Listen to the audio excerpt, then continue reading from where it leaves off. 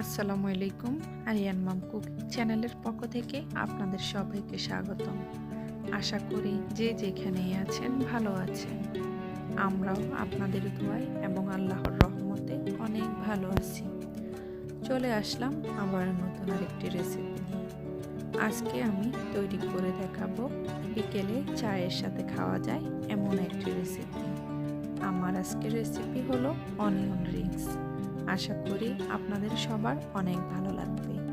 ভালো লাগলে আমার ভিডিওতে লাইক, কমেন্ট, শেয়ার এবং সাবস্ক্রাইব করবেন আর পাশে থাকা বেল বাটনটি প্রেস করে নেবেন।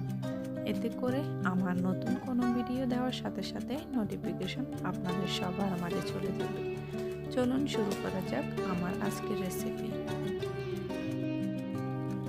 অনিয়ন রিংস তৈরি করার জন্য এখানে আমি বড় সাইজের একটি অনিয়ন নিলাম। আমি অনিয়নটাকে 5 ভাগে ভাগ করে নিয়েছি আর আমি প্রত্যেকটা রিং এভাবে আলাদা করে নিলাম। এখন আমি অন্য একটা বাটিতে অনিয়ন রিংসের জন্য ব্যাটার তৈরি করে নিব। আমি এখানে একটি বাটিতে হাফ কাপ ময়দা নিলাম আর এখন এখানে দিয়ে দিব 1/3 কাপ কর্নফ্লাওয়ার। আপনাদের হাতের কাছে যদি কর্নফ্লাওয়ার না থাকে তাহলে আপনারা এখানে চালের গুঁড়ো দিতে পারেন। এই পর্যায়ে আমি নিলাম 1/4 চা চামচ গোলমরিচ গুঁড়ো, হাফ চা চামচ লাল মরিচ গুঁড়ো। আপনারা আপনাদের পছন্দ অনুযায়ী ঝালটা বাড়িয়ে কমিয়ে নিতে পারেন। আর এখানে দিয়ে দিলাম হাফ চামচ রসুন বাটা, সামান্য একটু বেকিং সোডা আর স্বাদ অনুযায়ী লবণ। এখন আমি সমস্ত কিছু ময়দার সাথে ভালোভাবে মিশিয়ে নেব। আর এখন এখানে আমি দিয়ে দিব একটি ডিম। এখন আমি হ্যান্ড হুইস্কের সাহায্যে সমস্ত কিছু ভালোভাবে মিশিয়ে নেব।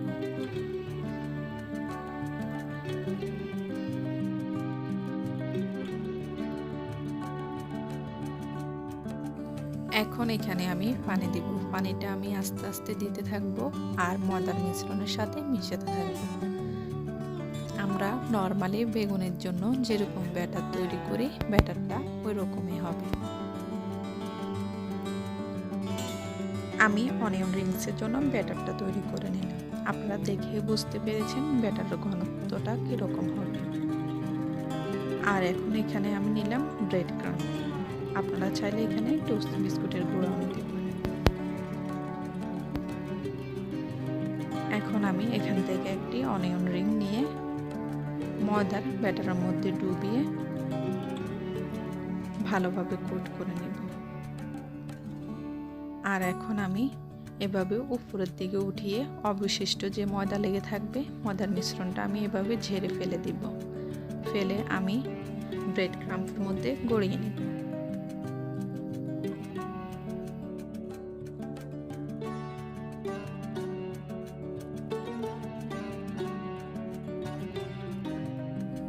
আমি ভালোভাবে ব্রেড ক্রাম্বের মধ্যে গড়িয়ে নিলাম। এখন আমি ডাবল কোট করে নেব। আমি একই প্রসেসে আবারও ময়দার ব্যাটারের মধ্যে এভাবে ডুবিয়ে ব্রেড ক্রাম্বে গড়িয়ে নেব।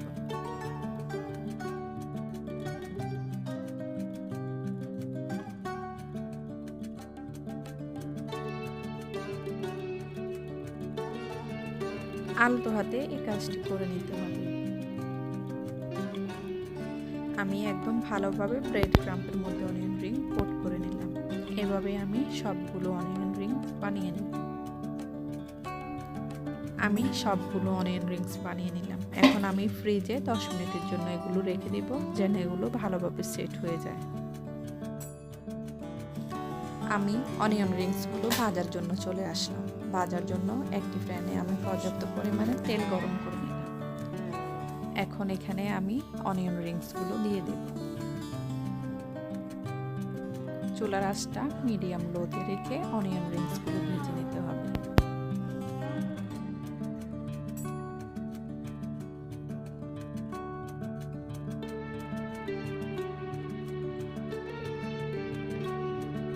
আমি সবগুলো অনিয়ন রিংস দিয়ে দিলাম।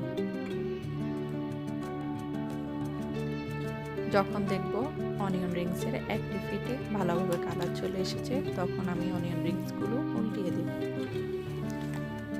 এখন আমি অপেক্ষা করব গোল্ডেন ব্রাউন কালার হওয়া পর্যন্ত।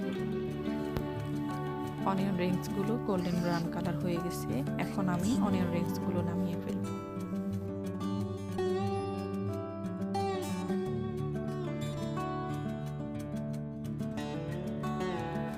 আমি অনিয়ন রিংসগুলো নামিয়ে একটি কিচেন টিস্যুর উপরে রাখবো, যেন অবশিষ্ট তেলগুলো ঝরে যায়।